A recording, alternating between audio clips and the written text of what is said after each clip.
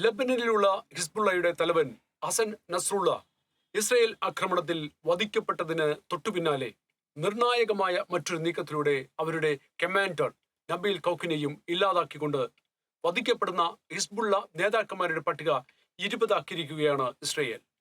കൃത്യമായ ലക്ഷ്യം, കണക്ക് പിഴയ്ക്കാത്ത തന്ത്രങ്ങൾ, എവിടെ ഒളിച്ചാലും ഊളിയിട്ട് പിടിക്കുന്ന കമാൻഡർമാർ, എണ്ണം പറഞ്ഞ കൃത്യമായ മിസൈൽ അറ്റാക്കുകൾ. ലക്ഷ്യം മാത്രമാണ് മുറിവേറ്റ ഇസ്രയേൽ എന്ന രാജ്യത്തിന്റെ മുമ്പിലുള്ളത്. രാജ്യത്ത് കടന്നു കയറിയ ഒരു ഭീകരവാദിയെയോ അവരുടെ കുടുംബത്തെയോ അവശേഷിപ്പിക്കില്ല എന്ന് ഉറപ്പ് വരുത്തുകയാണ് ആ രാജ്യം.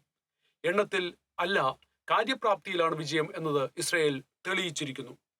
ഇക്കാര്യത്തിൽ അവരുടെ പ്രതിപക്ഷവും രാജ്യഭരണ നേതൃത്വത്തിനോടൊപ്പമാണ്.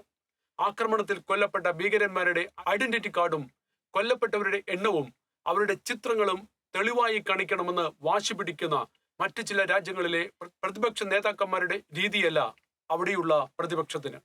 ഇസ്രയേലിൽ അതിക്രമിച്ചു കയറിയ ഹമാസ് ഭീകരന്മാരെയും അവർക്ക് ഒളിത്താവളം ഒരുക്കിയ ഗാസയെയും തരിപ്പണമാക്കിയ ഇസ്രയേൽ അനാവശ്യമായി ഈ പ്രശ്നത്തിൽ ഇടപെട്ട് ആക്രമണങ്ങൾ നടത്തിയ ഹിസ്ബുള്ളക്കെതിരെ കനത്ത പോരാട്ടത്തിലാണ്. മതഭീകരതയുടെ ഭവിഷ്യത്തുകൾ മനസ്സിലാക്കിയിട്ടാകാം ഈ ഭീകരർക്ക് യാതൊരുവിധ പിന്തുണയും സൗദിയെ പോലെയുള്ള ഇസ്ലാമിക രാഷ്ട്രങ്ങൾ ഇപ്പോൾ നൽകുവാൻ തയ്യാറാകാത്തത്.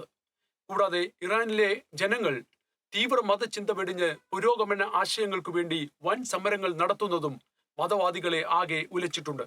അവരുടെ ആത്മീയ നേതാവ് അലി ഖമനേനി ഇസ്രായേൽ മിസൈലുകളുടെ ഭീഷണി ഭയന്ന് ഒളിയിടങ്ങളെ അഭയം പ്രാപിക്കേണ്ടി വന്നതും ഇസ്രായേൽ മിസൈൽ ചെന്നെത്താത്ത 1 ഇഞ്ച് ഭൂമി പോലും ഇറാനിൽ ഇല്ല എന്ന നെതന്യാഹുവിന്റെ ഭീഷണിയും ഭീകരതയുടെ നടുവൊടിക്കുവാൻ തീരുമാനിച്ചു എന്നതിനെ അടിവരയിടുന്നു.